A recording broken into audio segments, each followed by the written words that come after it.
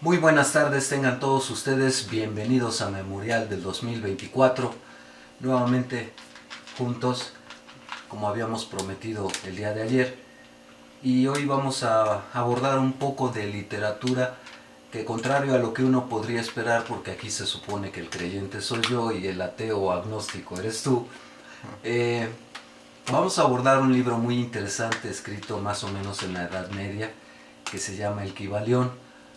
eh, Someramente el libro, más bien vamos a hablar un poquito de su contexto y de su contenido, sí, y vamos a hacer un contraste también con esos libros de autoayuda que surgieron a principios de los 80 en plena etapa neoliberal de autoayuda, que decían: estás jodido porque así lo quieres, tú eres el que determina el futuro. Hombre, si yo hubiese tenido las concesiones que le dieron a Slim, por supuesto que hubiera tenido un futuro más próspero que el que tengo ahora, del cual no me quejo, pero tampoco es que envidie a Slim, pero un poquito de presupuesto no hace daño. Pues bien, ubícanos. Yo ese libro, tengo que aclararlo, leí hace millones de años ya para mí, pero un poquito que tú has ahondado en él, pues nos refrescará la memoria un poco. ¿En qué contexto es escrito y quién es el autor?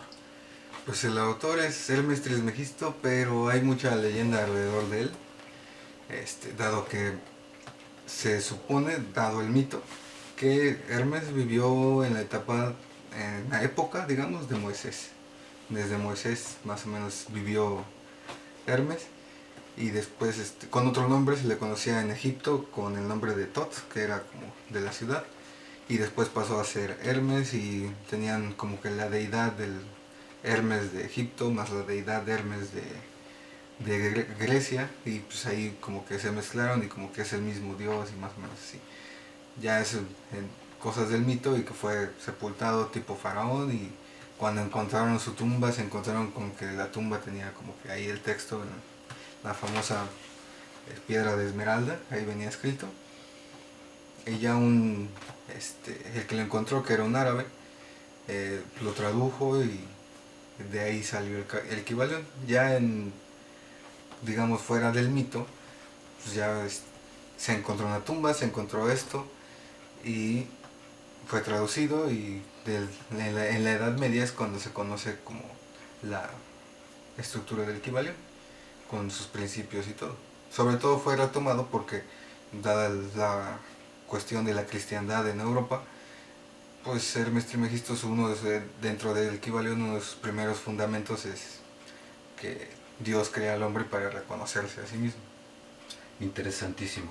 También es teológico el asunto, esto que acabas de decir, eh, y nos lo demuestra el Génesis. Pero antes de llegar a eso, fíjate que con esas encarnaciones que mencionas de Hermes, estando en Egipto, la Edad Media, en distintas épocas, pasa un poquito también con Quetzalcóatl. Mitos que lo ubican en Tepoztlán, naciendo ahí, peleándose con un hermano que le tenía envidia, lo emborrachan, amanece después de supuestamente haberse acostado con una menor de edad. Con su hermana.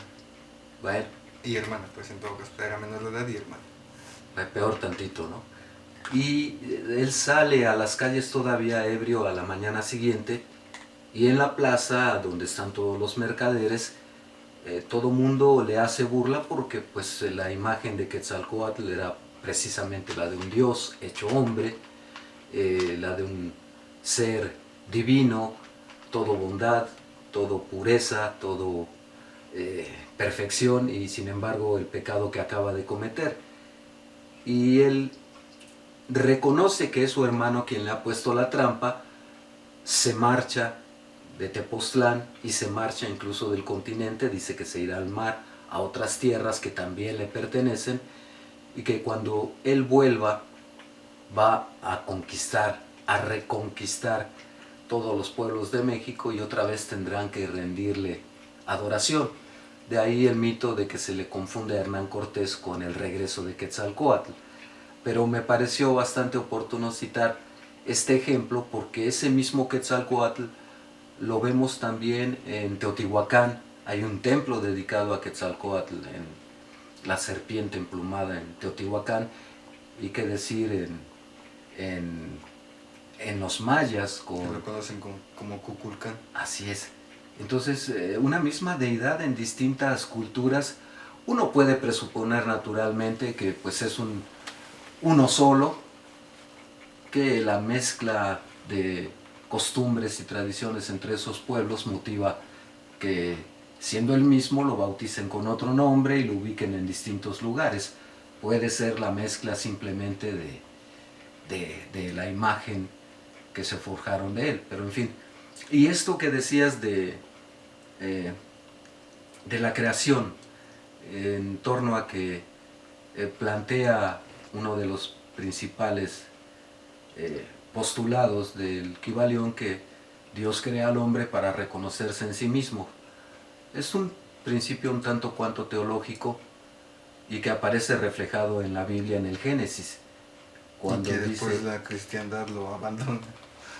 Bueno, es que otra vez, mira, entramos en crisis con eso porque, para empezar, volvemos a tocar el mito del Dios único, una religión monoteísta, y sin embargo, si tú prestas atención, si ustedes prestan atención al Génesis, habla en plural. Y Dios dijo, hagamos al hombre a nuestra imagen y semejanza. Pero antes de eso... Bueno, lo más importante, una vez que son desterrados Adán y Eva, dice, he ahí que el hombre ha probado el fruto del árbol del conocimiento, se ha vuelto consciente y ahora es como nosotros. Sí, sí, incluso la advertencia que hace al principio, que no coman, Del árbol de la vida, porque nos volveremos eternos y sabios y entonces seremos como dioses. En fin, no, pero yo me refería, es interesante también esto que acabas de tocar y ahorita lo abordamos, pero yo me refería al hecho de una religión monoteísta y que sin embargo habla en plural en el Génesis cuando dice, y Dios hizo la luz y vimos que era buena. Para empezar, que Dios no sabía que la luz era buena, o estaba probando sus poderes, y separó el día de la noche y vimos que era buena. Entonces, habla en plural siempre. Y con respecto a al mito del árbol de la sabiduría, ¿no? La Iglesia lo interpreta como del pecado, más bien, y el pecado original que eventualmente tendrá que salvar la Virgen María, el de Eva, el de haber sido quien incitó, según la Escritura, al hombre a probar del árbol prohibido, de la fruta prohibida. Eso ignorando el mito de Lilith. Ah, sí, sí, sí, por supuesto, la hermana, ¿no? Hermanastra o hermana, creo, era.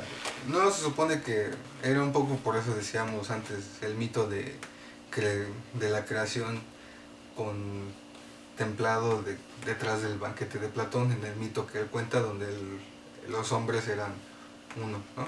Entonces se supone que cuando Dios crea a Adán y Eva, o bueno, al hombre por primera vez, hembra y macho los creó, algo así dice, pero significa que desde el principio son dos, desde el principio está la dualidad ahí. Sin embargo, ya cuando pasa el siguiente capítulo, ya Adán está solo, pero ya es Adán, ya no hay esta contraparte femenina, hasta que sale Eva, pero ya con todo el simbolismo de la costilla y todo esto. Bueno, en torno a eso permíteme un chascarrillo, porque dicen que, pues bueno, la mujer nació de la costilla de un hombre y desde entonces vive a... Pero en fin, ahora las feministas me darán un golpe en la cara. Pero por eso ellas tanto reviven mucho el mito de Lilith, porque es así. En fin... Sin embargo, o sea, es una discusión interesante porque pues el mito de Lilith por encima es simplemente repetir el patriarcado, o sea, es el hombre ahora está abajo y la mujer está arriba, pero el sistema de poder sigue existiendo como tal cual. Bueno, entraríamos en un libro de Esther Vilar que se llama El varón domado y que plantea la real superioridad de la mujer sobre el hombre y que le sorprende a ella, la autora, siendo mujer, que precisamente las mujeres no tomen el control porque le es más fácil manipular al hombre y hacerlo creer que manda cuando es ella la que está moviendo los hilos entre telones. Pero en fin, Como pero la la crítica, Malinche y Hernán Cortés.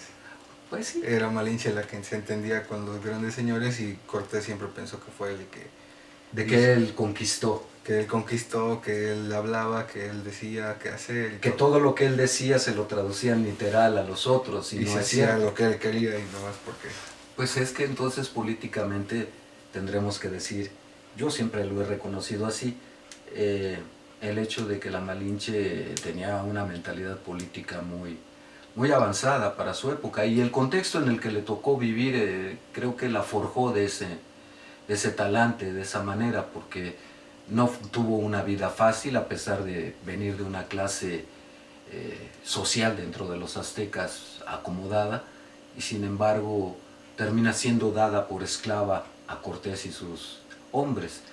En fin. ya Pero, siendo esclava más cerca del mundo maya, digamos. sí, sí, sí. Pero bueno, no nos desviemos porque si no vamos a terminar como la vez pasada hablando de otro tema y no del que habíamos propuesto. Eh, el Kybalión es: Dios crea al hombre, por una parte, para reconocerse en él y ver sus capacidades. ¿Qué otras características? Yo mencionaba el otro día en uno de los programas que como es arriba es abajo. Es decir, que todas las cualidades, dones y potestades que tiene el Creador, las tiene el hombre. Como es arriba es abajo, si nos atenemos a ese principio. Pero antes de ahondar en él, un poquito del contexto en el que vivió cuando ese libro Hermes Trismegisto. Pues es la época de Moisés, digamos que... Bueno, no, porque cuando el libro se publica es plena Edad Media. Sí, ya lo tradujeron los tres sabios, así, algo así se llama, así está dicho. Sí, incluso el título del libro es ese, el Kybalión, y el autor Hermes Trismegisto y los sabios. Sí, por ejemplo, el Trimegisto tiene como su connotación 3 veces que, 3 veces grande, 3 veces sabio, todo el simbolismo que engloba el número 3. y otra vez la Trinidad. Todo eso. Entonces por eso fue retomado por la Edad Media. Por eso me parecía muy interesante que mencionaras a Quetzalcóatl, porque es el simbolismo que existe de eso de como arriba es abajo. Entonces, ¿por qué? Porque el simbolismo que emerge del Kybalión, así como de Quetzalcóatl, es lo mismo, es lo importante está arriba, lo de abajo, lo que estás viendo es una ilusión. Bueno, no, en el Kybalión no lo plantea así. Lo que estás viendo o lo que existe arriba, lo tienes tú aquí. Pero no te sirve de nada porque esto de abajo es una ilusión, lo que está importante es allá arriba. No, eso no te lo plantea el Kybalión. Bueno, ese es tu pensamiento y lo respeto. Tú pensarás que esto es una ilusión o es transitorio, dejémoslo en transitorio. O bueno, una ilusión. Transitorio porque vives 80 años de vida, si bien te va y se acabó, lo que comentábamos el otro día. Solo una vez de esta manera y ya nunca más. No, pero en el Kybalión, cuando menciona como es arriba, es abajo, es que todas las potestades que tiene Dios, la tiene su creación aquí abajo. Sí, por eso decía del mito de Quetzalcóatl, porque también Quetzalcóatl te dice, esto es una ilusión, una cortina de humo forjada por Tezcatlipoca, y lo que hace Quetzalcóatl al crear la humanidad es bajar al inframundo, robar los huesos de las humanidades anteriores, subir, crearlos a partir del maíz, pincharse y poner sangre suya para la creación y así. Para darles vida. Ajá, y aparte para que tiendan hacia lo superior. Hacia lo superior, que son los dioses. Mira, hay paralelismos, pero también contrastes muy grandes, ¿no? Porque, por ejemplo, este mito de la creación, pues Dios crea a Adán y eventualmente a Eva, pero también hay un mito de la creación prehispánico, el hombre del maíz que acabas de citar, pero que primero toman arcilla y ven que es muy débil, no tiene algo que lo sostenga como una osamenta, etc. Y van probando con distintas sustancias hasta que emerge realmente el hombre. Tienen sus ciclos, porque de hecho Quetzalcóatl es se conoce como que nace en año 1 caña, que es como que una nueva vida, un nuevo sol que le llaman, y ahí es cuando nace una nueva humanidad, cuando ya hubo varios soles anteriores, que son estos del de piedra, de arcilla, etcétera, ¿no? Sí, sí, nos habla, es un retrato de la evolución.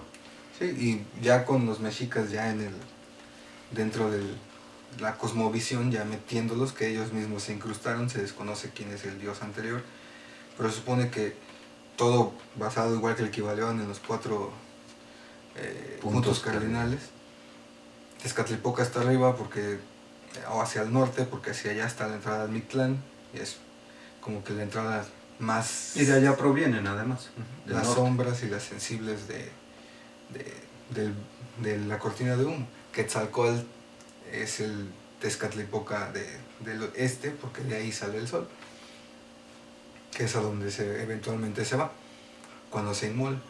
El del oeste es curioso porque es un dios o una deidad con un nombre impronunciable, que lo que trata es un poco como, volvemos a las cuestiones orientales, es un dios que representa la creación, la permanencia y la eventual muerte. Es un dios que... Es un hombre en todo caso, un dios hombre. es un dios que representa al hombre, es un dios que lo representa como tal, con los demás también. Y ya al final sale al sur, que es el dios guerrero, que es Huitzilopochtli. Pero el simbolismo que te dice que es todos caemos a la tentación de Tezcatlipoca, tenemos la luz de Quetzalcóatl, nuestra vida, que es este dios, y nuestra fuerza para poder alcanzar la luz divina. Bueno, interesante el mecanismo con el que de alguna manera trataban de ser mejores. Sí, los mexicas lo tergiversaron y dejaron de lado a Quetzalcóatl para hacer importante a Huitzilopochtli, porque pues, a final de cuentas no eran un pueblo agrícola, eran un pueblo guerrero, por lo tanto el importante pues, es el dios guerrero. Y además recibieron muchos desprecios en el Valle de México porque no eran aceptados. Hay que tomar en cuenta que emigraron desde el norte a Aztlán, que todavía no está comprobado Eso así es América. Exactamente donde sea, ¿no? Ni siquiera los arqueólogos Que tiene mucho simbolismo como el Edén o el paraíso. O sea, No, es que sí efectivamente vienen del norte, incluso hay algunas teorías que hablan de que son indios de los norteamericanos, de lo que ahora sería más allá de nuestra frontera, pero que seguía siendo la misma cultura, o muy parecida. Sí, de hecho hubo varias migraciones, o sea, los tlaxcaltecas, parte de los toltecas ya hablaban náhuatl, mientras que aquí era el maya y todo eso, las migraciones que se fueron dando. Pero fíjate qué raro eso de las cabezas de Tabasco, ¿no? Por ejemplo, ¿no? Te hablan de un pueblo muy distinto por las facciones, te hablan de un pueblo más cercano a lo africano. Y eran ellos eran muy creyentes de Quetzalcóatl. Los mexicas son los que lo deforman. Ajá. En fin. Pero bueno, volviendo al Kybalión. Cuando decías, como es arriba, es abajo, yo lo mencionaba el otro día en el programa, es por tener esas capacidades y potestades de Dios. ¿Qué capacidades, por lo menos visibles, podemos percibir en Dios? Crea vida, el hombre crea vida, engendra. Dios tiene la capacidad de dar amor y el hombre da amor no solo a su pareja y a sus hijos, sino incluso es capaz de sentir amor por la humanidad. Depende de cómo te eduquen actualmente, ¿no? Dios es capaz de crear y dime que no ha creado el hombre con su evolución y con sus necesidades también. En fin, esas son los atributos y cualidades que también manifiesta el Kybalión. Pero un poquito del contexto en el que fue publicado, por lo menos, porque aunque ya nos dices que hay antecedentes en la historia tiempo atrás con los egipcios, por ejemplo, yo me quiero enfocar, o si tú quieres abordar la etapa de Egipto, pero yo me quiero enfocar a esa Edad Media en la que los filósofos y los alquimistas de la época estaban buscando su piedra filosofal. De hecho, Hermes es el creador de la alquimia. Así es, entonces, pero con distintas metas, tanto Sí. el Kybalión como la alquimia, que buscaba la alquimia. Pues el conocimiento de él, cómo funcionan las cosas, lo que en ese entonces no se le conocería como química, ¿no? Digamos. Es que yo sé que a muchos no les gusta la filosofía, pero en el principio, parafraseando, en el principio era la filosofía, que era la que buscaba el ser, nuestro origen y destino. Y sin embargo, al tratar de explicarlo, se va encontrando con otras disciplinas como, bueno, si me voy a poner bajo la lupa, pues necesito saber cómo funciono orgánicamente, entonces surge la anatomía y es otra disciplina que se separa de la filosofía. Bueno, ok, voy a saber o voy a tratar de saber quién soy, pero hay algo que me rodea que es el universo y cómo funciona el universo y te sale la astronomía. Y bueno, entonces, ¿qué diferencia hay entre mí y las plantas? Sale, La botánica en fin, y biología. y la etcétera. biología, etc. Entonces, todas las disciplinas, guste o no a los científicos, surgen de la filosofía y de esa necesidad de saber quiénes somos y a dónde vamos. Cosa que se ha perdido muchísimo. Yo la última vez que leí sobre los problemas actuales que enfrenta la filosofía, me encontré con el hecho de que los autores actuales están, por lo menos de 1920 para los 60, se habían detenido mucho en los problemas que surgen del lenguaje filosófico. Mucha dificultad porque define ser, define alma, Lenguaje, método y es poder. muy complejo, Relaciones de poder. es muy complejo. Pero ya se nos está yendo medio programa y no hemos empezado con el Kybalión. Curioso porque en esa Edad Media, ciertamente esto que acabas de narrar con respecto a la búsqueda de la alquimia, para la mayoría de la gente se le queda más en la memoria pensar que la alquimia era transformar cualquier metal en oro, por la ambición muy banal, y se quedan con esa idea, ¿no? Y sin embargo no, era buscar algo más profundo. La esencia de la divinidad. Sí, cómo dejar de ser hombre, híjole, una propuesta por lo menos que siempre me he planteado desde niño. Cómo dejar de ser hombre para convertirse en Dios. Y solo tienes que invertir el silogismo. ¿Quieres ser Dios? Deja de ser un hombre. Para empezar, deja de pensar solo como hombre. Pero luego te encuentras con el entorno y el medio ambiente y la necesidad de sobrevivir el día a día y terminas atorado en hombre y otra vez lo urgente predomina sobre lo importante. Y lo que decía Sartre, ¿no? Pues yo puedo ser Dios, pero pues él no puede ser Dios. Tengo que ser solo yo. Bueno, es como el poder, ¿no? Pues sí. Y bueno, y luego si profundizas más te vas con Max Weber, y entonces haces del poder un bien patrimonial. Por eso Y es solo mi casta, solo mi raza, solo mi gente, solo los míos. Por eso es lo que decía Nietzsche. Ya matamos a Dios. ¿Están listos todos al mismo tiempo para ser dioses? Y no lo estamos. No es... algunos pensarán que el Kybalión es un libro de autoayuda, nada más lejos que todo eso. Es un libro muy profundo. Lo vamos a comparar en el siguiente bloque con estos libros de autoayuda o de pensamientos positivistas, entre comillas, y vamos a ver en qué contexto nacieron. No hemos querido entrar mucho a fondo al Kybalión para que sea una invitación a que lo busquen y lo lean.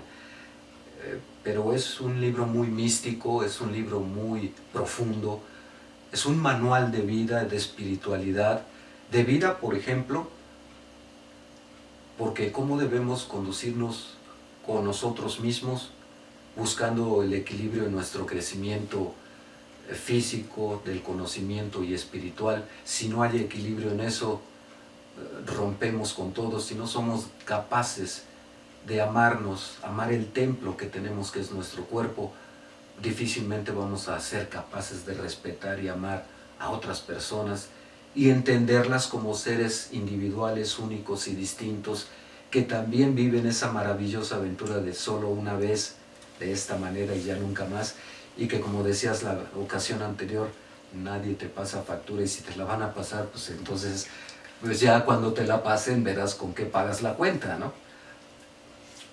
En fin, ¿algún otro principio del Kybalión antes de irnos a una pausa? Lo que decía Hermes, por ejemplo, ahorita que hablamos de la alquimia, era conocer digamos, el conocimiento total o la iluminación, o para poder entrar o lograr entender bien el Kybalión, hay que ejercer dominar tres cualidades, que es el conocimiento del sol, que es, digamos, conocerte a ti mismo para poder alcanzar el sol, que es la divinidad.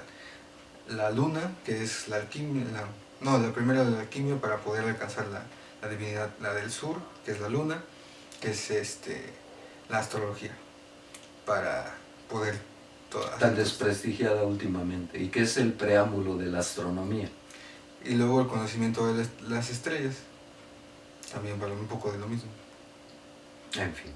Bueno, vamos a hacer una pausa por razones técnicas para seguir con esta charla, y hasta ahora no nos hemos peleado, lo cual es ya un buen síntoma, pero a lo mejor nos espera un agarrón después. Continuamos en un momento. Estamos de regreso en Memorial del 2024, estamos hablando del Kybalión, un libro escrito durante la Edad Media y que, además de los principios filosóficos y espirituales que tiene, también abarca una serie de conocimientos. Quizá esto no lo habrás visto si es que ya leíste el Kybalión completo y lo digeriste. Tiene una serie de principios también científicos que para la época son sorprendentes. Yo solo voy a citar dos, y ya en alguno de los programas habíamos prometido que lo abordaríamos, y lo vamos a abordar quizá en una siguiente emisión. Tendré que obligar a este individuo a que más o menos se actualice en ese sentido, porque es muy determinista, enseña los principios del determinismo, el Kybalión. ¿Qué es esto del determinismo? Muy brevemente, es cuando alguien dice, bueno, me planteo un objetivo y genero todas las condiciones, empezando por mí mismo, mentalizándome para que lo voy a conseguir, y después genero las herramientas que me hacen falta, pongo sobre la mesa primero qué herramientas dispongo, después me consigo las que hagan falta o las fabrico, las desarrollo, y voy sobre el objetivo y veo qué elementos contextuales impiden o me causan dificultades para llegar a la meta, y eventualmente, ya sea mediante un análisis FODA, que también hablaremos después de ello, que es fortalezas, debilidades, aliados, y etcétera. Entonces veo cuál de los obstáculos, si son humanos, si son físicos, económicos, tecnológicos, etcétera, me impiden llegar a mi objetivo, y voy buscando herramientas para desactivar los obstáculos y generar parte de esos elementos contextuales para hacerlos servirme a fin de llegar a mi objetivo. De tal suerte que lo que tú proyectas hoy desde la mente, que también es otro de los principios del Kybalión, el universo es mental. Sí. Y todo lo que proyecta la mente es posible construirlo. Lo mismo desde la postura de un Dios que desde un hombre, simple y llanamente. Todo lo que se proponga lo puede construir, siempre y cuando lo mentalice y haga todos estos pasos que yo comento y que están descritos no con estas palabras en el Kybalión.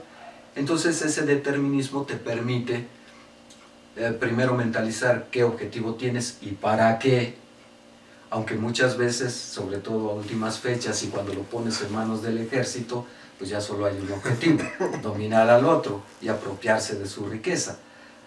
Pero cuando tú lo pones como plan de vida, funciona excepcional. Entonces, proyectas mentalmente qué quieres, revisas qué herramientas tienes, desarrollas las que te faltan, vas viendo los elementos contextuales que te impiden llegar a ese objetivo, los vas manipulando de manera que si son humanos los conviertas en aliados, si son enemigos otra vez analizas sus fortalezas, debilidades y los haces a un lado o los conviertes en aliados y llegas a tu objetivo. y es un principio de la Edad Media. Y hay bases científicas.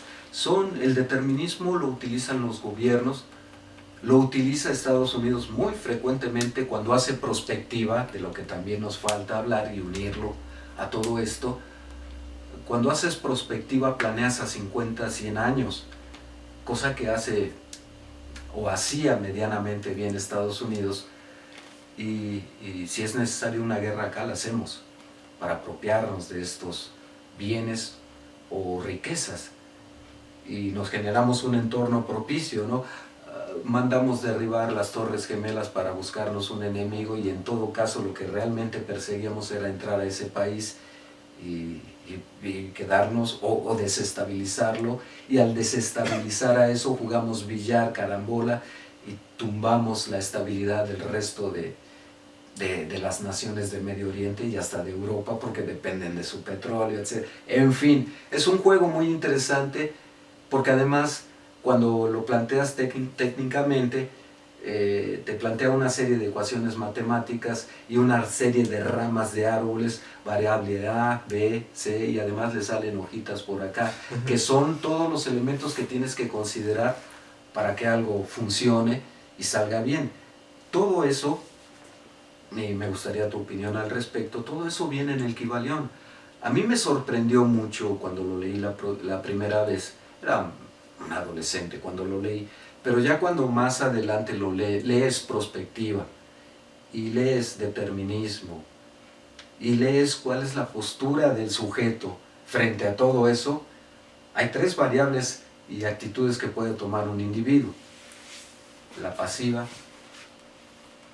la activa y la proactiva. Y todas son acciones, porque incluso no hacer nada es una acción. Sí, parte de sus principios del Kybalión, de toda causa y efecto. Así es. Entonces, como seres humanos, como individuos, ¿qué actitud tomamos? A veces nos conviene la pasiva, otra vez la positiva, o la reactiva, más bien, la reactiva, que solo frente a la avalancha que se me viene encima, pues reacciono corriendo.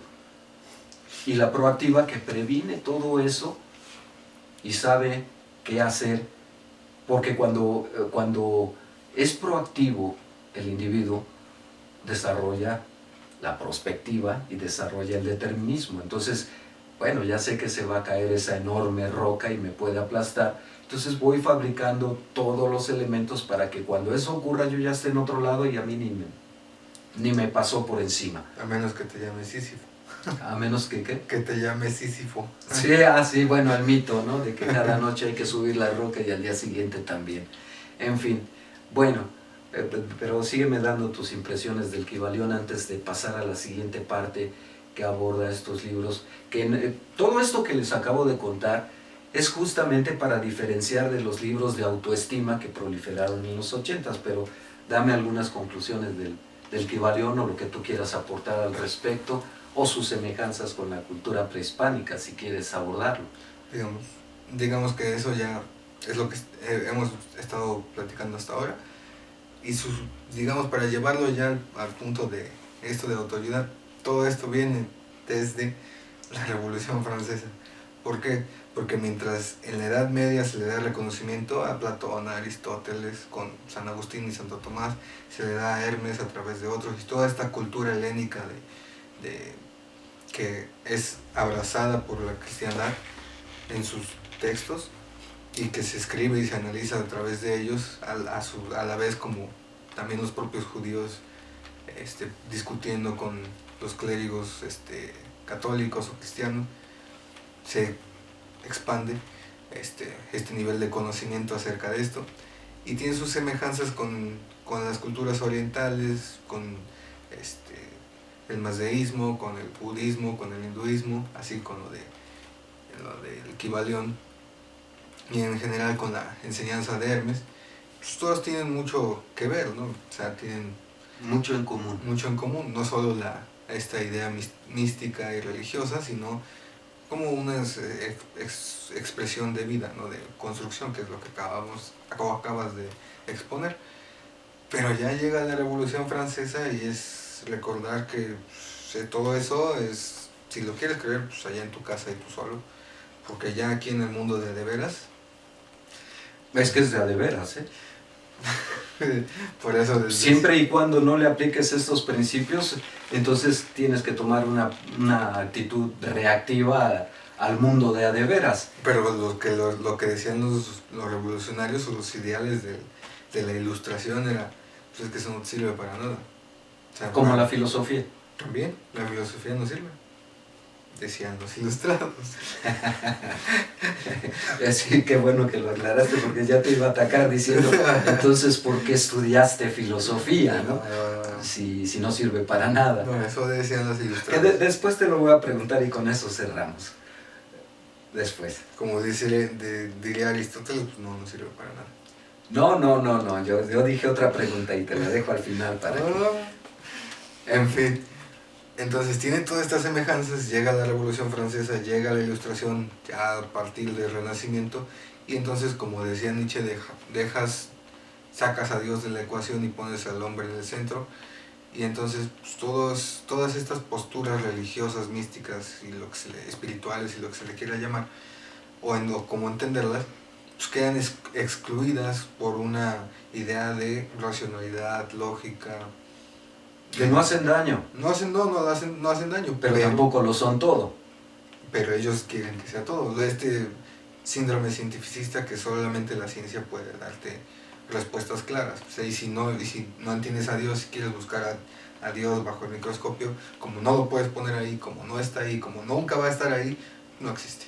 Y ya para que me ocupo incluso hasta de leer las escrituras, siendo un libro, el libro más importante en materia de literatura, si es que así lo quieren ver, porque además de ser literatura, tiene filosofía, tiene historia, la de un pueblo por lo menos. Es lo que dicen, ¿no? Tiene todos los géneros literarios dentro de sí mismo. Sí, y además te cuenta una historia grandiosa el Nuevo Testamento con la presencia de un revolucionario, si no lo quieren ver como Dios o hijo de Dios, es un revolucionario en todos los sentidos, habla muy distinto a su época, persigue fines muy distintos a los de su época, ya que dices que todo hay que verlo lógicamente, o dicen o decían los franceses en su revolución, que todo hay que verlo muy científicamente. Lo dicen los ilustrados.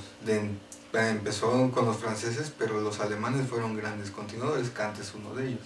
Sí. Y Hegel y Schopenhauer. Sí. Aunque Schopenhauer tiene la particularidad que él sí le empezó a leer las corrientes orientales y retomarlas en sus escritos. Bueno, Nietzsche decía que era un nihilista, ¿no? ¿Qué es nihilista?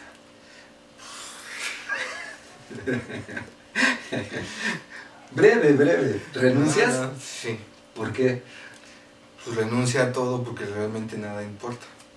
Y eso es... Lección del programa anterior, me la debías.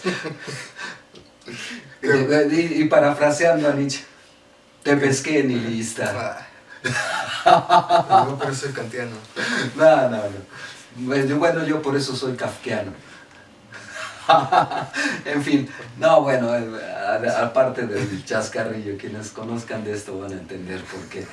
En fin, es la Biblia, insisto, yo entiendo, fíjate esa división de la que tendremos que dedicar un programa entre los científicos y los espiritualistas o espirituales que hablan de la renovación de la fe y los otros que son como Santo Tomás, que hasta que no mete el dedo en la llaga, en la herida de Cristo, por fin cree. Eso es lo que a veces creo que buscan los científicos, pero en fin, el problema es que, mira, el problema de los científicos. A mí me queda claro que 5 sentidos no son suficientes para valorar y entender toda la grandeza ni de uno mismo, ni de la naturaleza, ni del universo. Y un científico quiere medirlo a partir de esas bases y de sus teorías y ecuaciones. Quiere medir y comprender el universo con solo 5 sentidos. Claro, ya tenemos rayos infrarrojos, telescopios que te leen el universo y miden las distancias de acuerdo a la graduación o tonalidades del color, te miden distancias, pero es a través de terceros. Apenas es, si tú quieres, bueno, aparte de los 5 sentidos, pues agrégale otros 3 o 4 o 5 si tú quieres, con las herramientas que hemos desarrollado para terminar de ver el universo. Yo todavía no conozco, y hay una novela muy interesante al respecto, me parece que se llama Viaje a través del hombre o del humano. Es ciencia ficción, el hombre lo vuelve pequeño y hace una exploración por el cerebro y todo el organismo humano, y es otro universo naturalmente. Pero si todo lo queremos, mira, ya de suyo es un error el hecho de antropocentrismo, verlo todo a partir de uno mismo. Y si a eso le agregas que este ser humano que vemos y que tratamos de reconocer en los demás, aunque no siempre el hecho de que camine erguido en la majestuosidad de sus 2 extremidades inferiores es garantía de algo, ni los podemos considerar hombres o mujeres solo porque caminan en 2 patas. Excusa de primate evolucionado. En fin, en el mejor de los casos. En fin, ya me perdí. Yo por eso decía que mejor concluya la idea, ¿no? No, que era kantiano, porque Kant, si estás lo que estábamos exponiendo, todos ellos te dicen todo esto, pero Kant todavía va un paso más allá y dice, pues, aunque digas eso, de todas maneras, con tus 5 sentidos no puedes conocerlo, y aunque lo metas en el microscopio tampoco puedes conocerlo. Sí, no, es complicadísimo, pero si todo lo vemos desde este egocentrismo del hombre, y cuando te detienes a analizar al hombre y te das cuenta que solo dispone de 5 sentidos para medir todas las cosas cuando el universo es vasto, y si hablas de algo más allá del universo como es Dios y lo quiere medir con 5 sentidos y ponerlo bajo el microscopio, Dios de todos los santos, ampáranos, porque nuestra soberbia ya llegó al grado de Nietzsche, en el sentido de decir, pues sí, ya, ok, señores científicos, quiten a Dios, se las compro. Y luego, ¿y ahora qué hacemos? Porque les faltan millones de años para que descubran qué somos en realidad. En fin, pero bueno, no sé, ¿ya me diste tus conclusiones del Kybalión o quieres sí, que hablar? fue abandonada gracias a la Ilustración y a la Revolución Francesa, al Renacimiento, y que posteriormente por eso llega Sartre, Camus, todos estos. Me parece que hay una bifurcación en eso, ¿no? Salvo mejor opinión, tú me dirás. Hay una bifurcación porque por una parte estos racionalistas lógicos y hasta los científicos siguen una vereda, pero por ejemplo esta beta que encontraron los que buscaban su piedra filosofal, se agrupan en sociedades herméticas, muy cerradas. Los masones son una variación de eso, y hay otras muchas, y que además consiguen el poder, que es lo peor del asunto, y si no, pregúntenle a los masones. En fin, a Juárez, entre otros muchos, y de los que hay actualmente. O por ejemplo esta ausencia de respuestas del Estado para satisfacer a la sociedad. Ahí tienes a La Luz del Mundo, aunque su líder nacional en México esté preso en Estados Unidos y a punto de salir de la cárcel en Estados Unidos, a pesar de que se le comprobaron numerosas violaciones a menores de edad. En fin, y además todavía le prestan Bellas Artes para que festeje su cumpleaños. Hombre.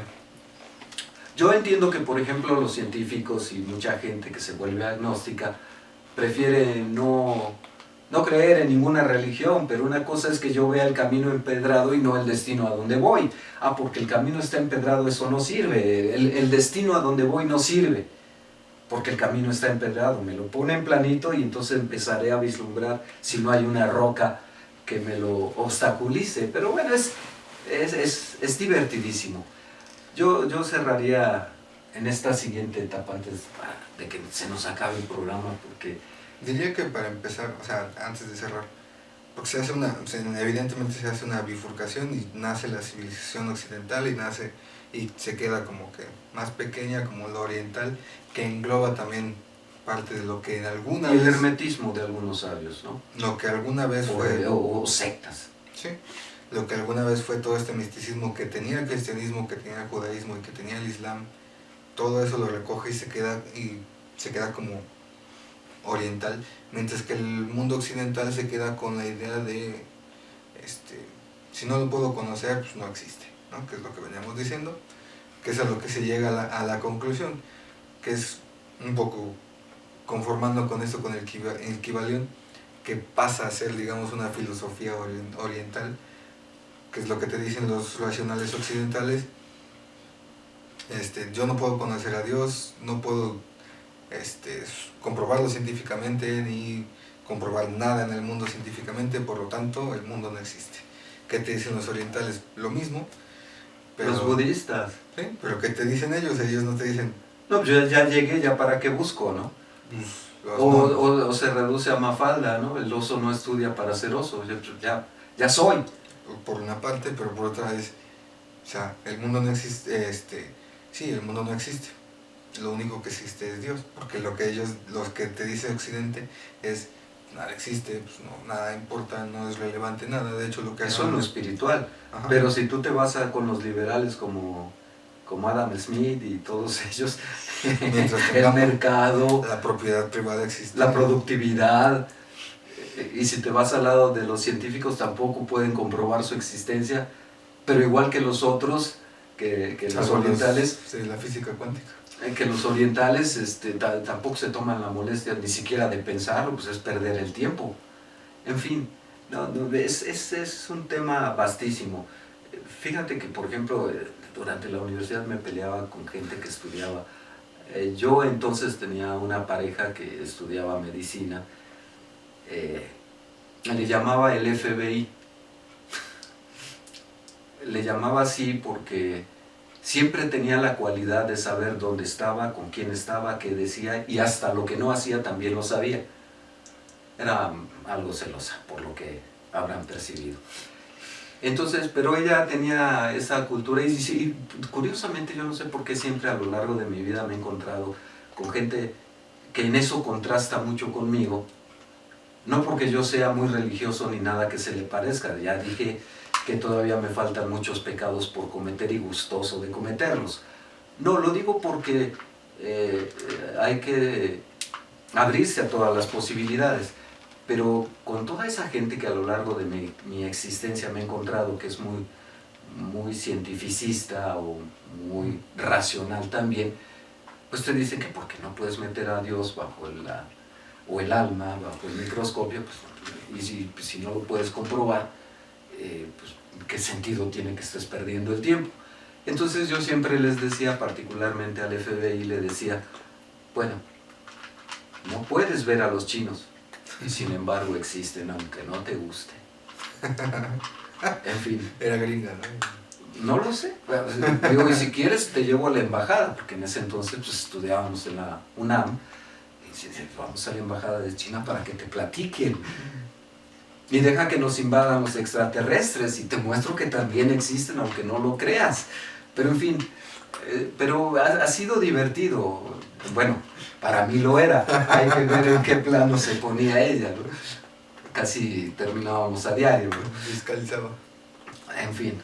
Bueno, para cerrar, yo solo quiero hacer un breve resumen, si tú quieres agregar algo de estos libros de autoayuda que surgieron en la etapa neoliberal a principios de los 80.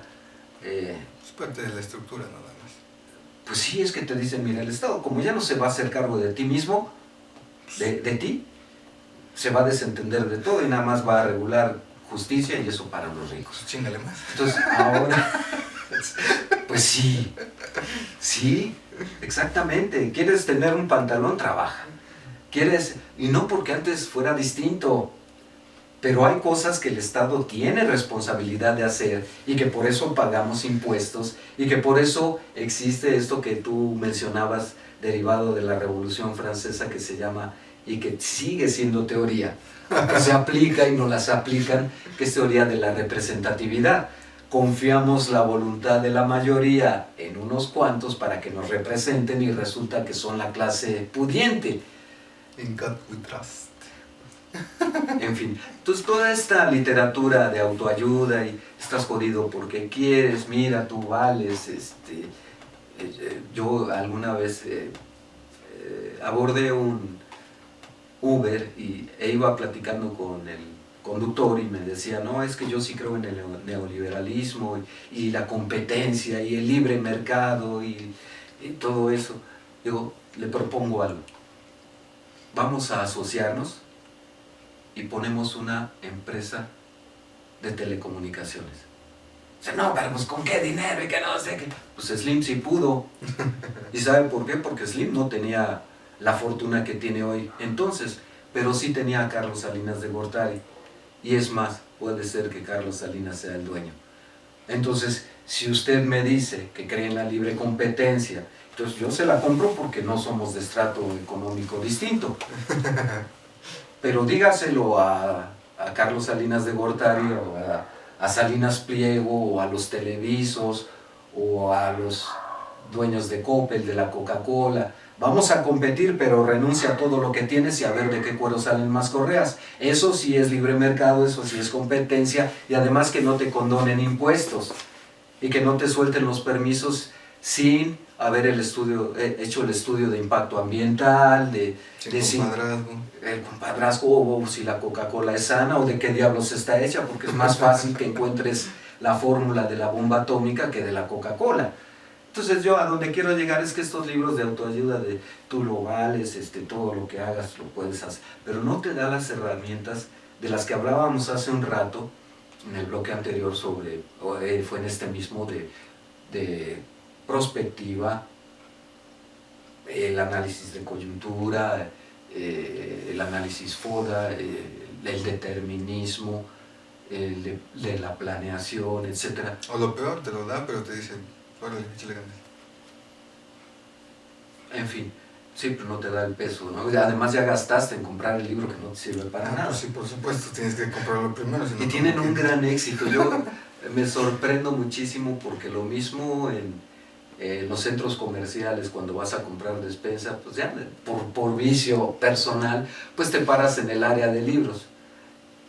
Y como no sean las revistas del corazón o de la moda, etcétera, o pues encuentras toda esa serie de libros de autoayuda o de horóscopos tan desprestigiados que están, en fin, yo no menosprecio lo que todo eso aporta como entretenimiento, o cuando de veras no tienes nada que hacer como para dedicarle tiempo a eso.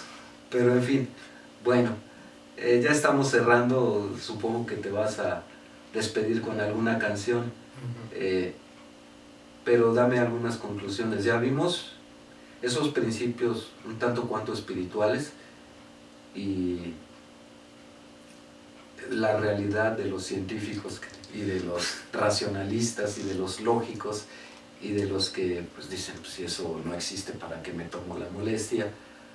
En fin, algunas conclusiones, porque además esto viene desde el mundo prehispánico, como hemos visto, y creo que nos va a agobiar a lo largo de la existencia del ser humano mientras todavía no haya renunciado a la capacidad de pensar, de plantearse alternativas, de seguirse preguntando. Lo mágico de las preguntas es que no siempre consigues una respuesta y cuando la consigues te genera otro millón de preguntas. Pero por eso estudió uno filosofía, para saber de verdad, y cómo preguntar. Otra vez.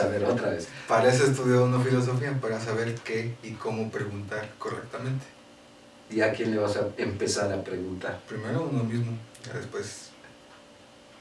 ¿Y de qué herramientas tiene uno mismo? Como Las herramientas filosóficas que para empezar son, de acuerdo con la filosofía, la lógica y la razón. Y el conocimiento. Sí, previo, a priori y luego posterior. Bueno, pues yo me quedo con el hecho de que prefiero incluso una literatura así que incluso data de tiempos prehispánicos y el medievo, que fue donde nos enfocamos, a los libros de autoayuda. Y bueno, te vas a despedir con una canción.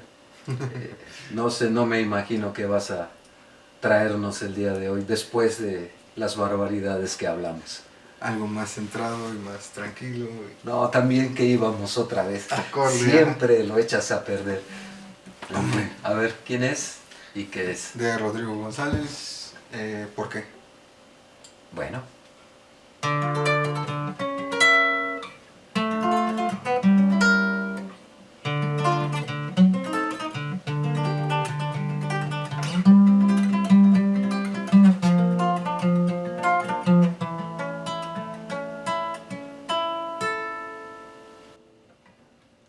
¿Por qué no acaba la guerra entre gentes y países?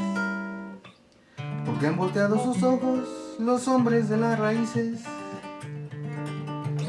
Porque no tiene el amor, el valor que se merece, siendo solo cosa vana en un mundo que enloquece. Porque no dejan los dioses de pensar solo en sí mismos, sin importarles que el mundo se pierde entre mil abismos. Porque la gente del tiempo no tira sus fantasías, que les nubla la conciencia sin importarles sus días. ¿Cuándo será la injusticia un recuerdo muy lejano? Un cuento que se hizo polvo y se olvidó en un arcano. Porque es difícil y arduo encontrar honestidad, sin máscaras ni papeles que pretendan la verdad. Porque el rumbo de los ríos siempre lleva hacia la muerte. Oh viejo planeta loco, cuando libre habré de verte. ¿Cuándo será la injusticia un recuerdo muy lejano?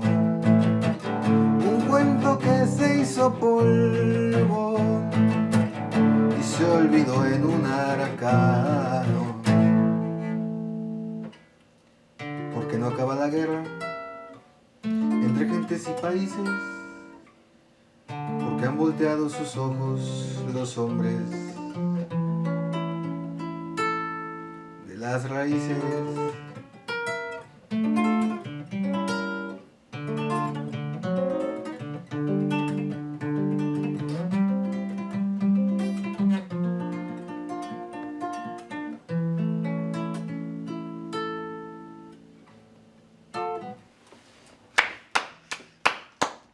Sorprendente, sorprendente. Creo que dejaré de hablar mal De Rodrigo. No. Bueno, en general de cómo les dicen, de los rupestres, ¿no? No, es que son muchos contrastes, ¿no? Hay letras que personalmente me gustan, como esta que no había escuchado, y hay otras que de plano dices, a ver a qué hora se acaba, ¿no? No lo sé, o sea, vamos, depende de gustos y generaciones, pero es muy buena canción. No lo sé, en fin, sí, de verdad. ¿Era de acuerdo al tema? No, está bien, está bien. Yo no puedo más que, mientras interpretabas y escuchaba la letra, estuve a punto, pero no quise interrumpirte, de hacer lo mismo que hizo John Lennon cuando McCartney escribió Yesterday. ¿Sí sabes qué hizo? Eso. En fin, bueno, espero que haya sido un poco más divertida esta ocasión que las anteriores. Tratemos de darle pues ese toque de un poco de alegría y de reírnos de todo. Después, al fin y al cabo, somos nihilistas. Bueno, tú ya me lo pegarás o me lo estabas pegando. No, bueno, hay estoy gente aquí con la que tranquilo. uno se rodea que se lo pega, ¿no? Porque no puede meter a Dios bajo el microscopio. En fin, ya nos vamos antes de que sigamos. De que se torne bizarro como los bizantinos. Entonces. Bueno, Muchas gracias por habernos acompañado. Los esperamos en la próxima. Líneas de contacto, denos un like. Cuídense mucho. Hasta pronto.